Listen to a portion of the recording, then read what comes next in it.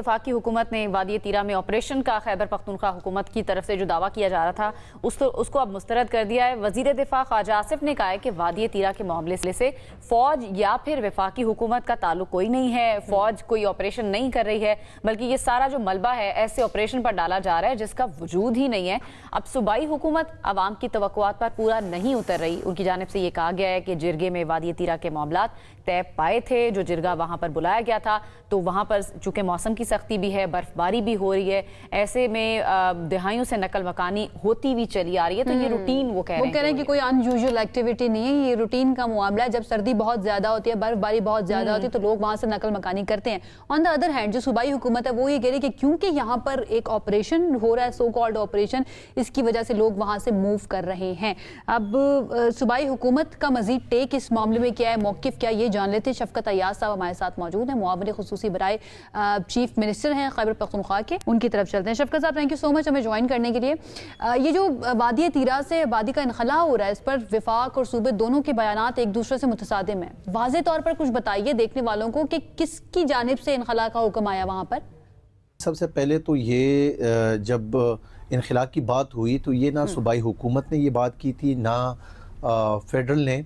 जब हम लाहौर गए, लाहौर और कराची गए, तो लोगों ने कहा कि वहाँ से इनखला हो रहा है और सीएम साहब जो है ना वहाँ पे है। फिर वहाँ से सीएम साहब चले गए वहाँ पे जरगा करने के लिए। लोगों को जब देखा तो वहाँ पे वो लोग निकल रहे थे, बारिश हो रही थी, और फिर आपने देखा कि ये अभी बर्फबारी शुरू हो गई, तो जाहिर बात है लोगों को निकलना था। तो सीएम साहब अचानक गए और उन्होंने वहाँ का विजिट किया, और फिर उन्होंने जब लोगों को देखा, क्योंकि वो तीरा के लोग उनके अपने लोग हैं, वैसे तो पूरा सूबा उनका अपना है, लेकिन चूंकि वो उनका आबाई इलाका है और वहां से लोग निकल रहे थे, तो वहां पे सीएम साहब ने फिर उनको रेस्क्यू भी किया।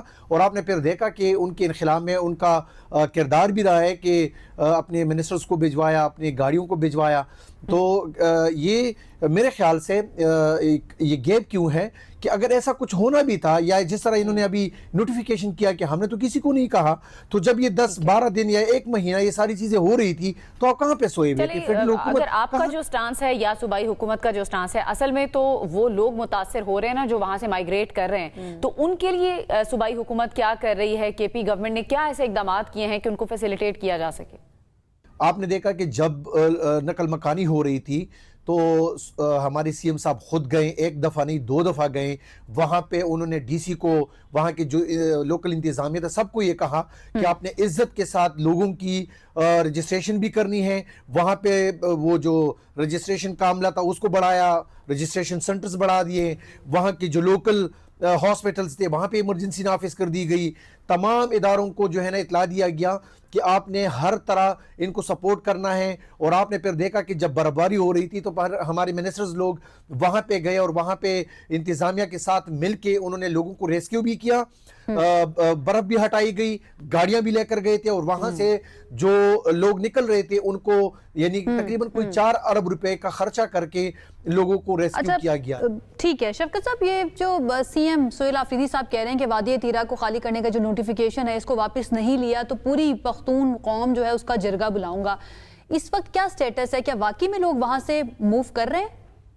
सीएम साहब ने जो बात की है कि अगर आप एक तरफ लोगों को मजबूर करते हैं नकल मकानी पे, दूसरी तरफ फेडरल हुकूमत पे नोटिफिकेशन करती है कि हमने तो किसी को नहीं कहा, तो वो लोग जिन्होंने मतलब ना उनके पास गाड़ियां हैं ना उनके पास बिस्तरे हैं, वो लोग अपना सारा सब कुछ अपने आबाई इलाके को छोड़ के निकलने की कोशिश करते हैं। फिर आगे से आपकी नोटिफिकेशन आती है तो वो लोग बीच में रह गए। इंशाल्लाह सूबाई हुकूमत फिर भी आप जो भी फैसला करते हैं, हमने तीरा के लोगों को, खैबर पुख्तूनख्वा की किसी भी शहरी को हमने इस तरह खुले आसमान छोड़ना नहीं है, चाहे कुछ भी हो, हम उनको रेस्क्यू भी करेंगे। सूबाई हुकूमत, सोहेल आफरीदी, उनका मौक़िफ़ वाज़ेह है कि हमने अपने लोगों को रेस्क्यू भी करना है, हमने पुरअमन जगह पे भी लेकर जाना है, हमने उनको शेल्टर भी करना है, उनको खुराक भी देनी है। आप कह तो रहे हैं कि लोगों को वहां पर नहीं छोड़ना है, लेकिन सफर वहां के आम लोग ही कर रहे हैं, वादी तीरा के लोग सफर कर रहे हैं, और उसकी जो वजह नजर आ रही है वो कम्युनिकेशन गैप नजर आ रहा है। तो क्या फ्यूचर में इस तरह की कोई सूरत हाल अगर खुदा न खास्ता हो जाती है,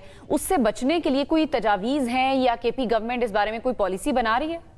आपने अगर फैसला भी करना है तो आए, मिल बैठ के इन तमाम लोगों को, सिर्फ सूबाई हुकूमत की भी बात नहीं है, हम ये नहीं कह रहे कि आप सिर्फ सोहेल आफरीदी को एतमाद में लें या पीटीआई को आप एतमाद में लें, आप तमाम पॉलिटिकल पार्टियों को सूबाई हुकूमत को, वजीर आला को, मर्ज एरियाज के मशरान को, वहां के पॉलिटिकल मशरान को, लोकल मशरानों को इत्तेमाद में लें, बैठे फैसला करें और इंशाअल्लाह दहशतगर्दी हो तो भी हम आपके साथ लड़ेंगे, लेकिन पहले बताया जाए कि कहां पे ऑपरेशन करना है, कहां पे लोग हैं, तमाम हकायक सामने लेकर आए, अवाम के, हुकूमत के सामने लेकर आए। इंशाअल्लाह सूबाई हुकूमत दहशतगर्दों को खत्म करने के लिए आपके साथ सफ़ अव्वल में खड़े होंगे। इंपॉर्टेंट ये है ना शफकत साहब कि इसके लिए बातचीत होनी चाहिए, और बातचीत का मामला, मुज़ाकरात का मामला जो हम देख रहे हैं वो तो अभी तक बीच में ही लटका हुआ है।